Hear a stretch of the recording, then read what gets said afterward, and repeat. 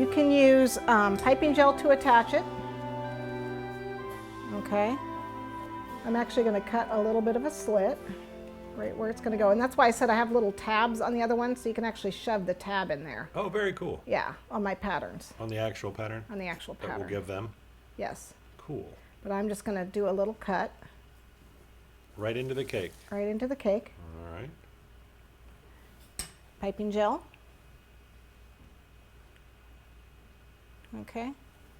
And then in it goes. Press against that. And hopefully it'll stay. If it doesn't stay, I actually have isomalt I can use on it too, but because it takes a few seconds for the gelatin to adhere. Okay? Cool. And then same with the bottom one. Might want to put that up a little higher. Oh, that's about where I put it. Yeah, show us the bottom thing again. Look. So this is the bottom one, and they overlap a little bit. Yeah, I was going to say. So yeah, so basically here. So the big one it's is going in to the front. overlap. The smaller one is in. The big one's in the front, and the small one's in the back. Gotcha. Okay. I'll have you know I had to study a lot of fairies. I had to capture them in the yard. Say, let me see your wings. That's right. Just kidding. Okay, so again, my pattern has a little tab on it, so you can insert the tab. I didn't do that with these. I didn't have enough. So if you were to do like an all green theme, you could have a Tinkerbell kind of thing going. Yeah, you could. Of course, you Okay. couldn't sell the cake because that would be illegal. But No, but you can make it for your daughter or whoever. make it for your daughter is what I'm saying. Okay, so you see how I got the wings on there, right? Hang on. Cool. Cool. Okay. And the piping gel should seal that back up. Put the piping gel on there so that it doesn't get stale right there. Okay. Make sure you got the piping gel on there. Okay. Okay. Piecing. Yep, and I'll piece it together.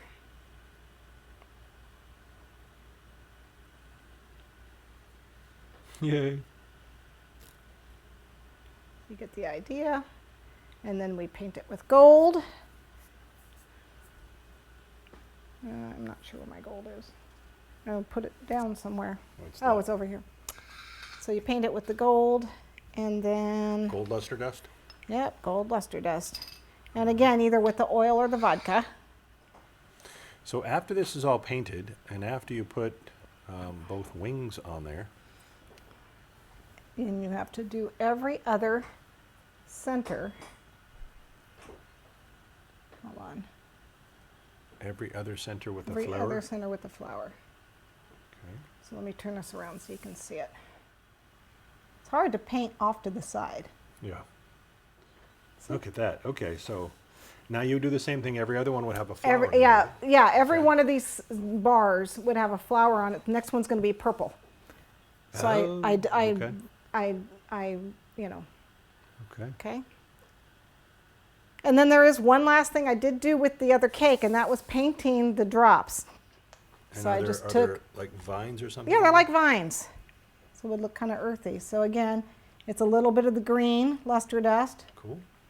and a little bit of alcohol and a tiny little paintbrush. And you just take it and you just swirl it down, letting it fade off as it comes down. See it? And that's what I have on that one. Gotcha. Is everyone holding their breath? Yes. Okay. And that's it. That was everything. Okay, so that's all the pieces. That's all the pieces. Yeah, we'll just finish up the base, finish up the coloring and the other wing. There's actually not that much left. Okay, so I finished up my cake now. I went ahead and finished the gold all the way around on the top border, and then I added the roses here. You can see on the top I just added every other color, peach then purple, then peach then purple. I finished on my beads, put on my other set of wings, and added the rest of my bottom border and top border here. So here you have your fairy ballerina cake.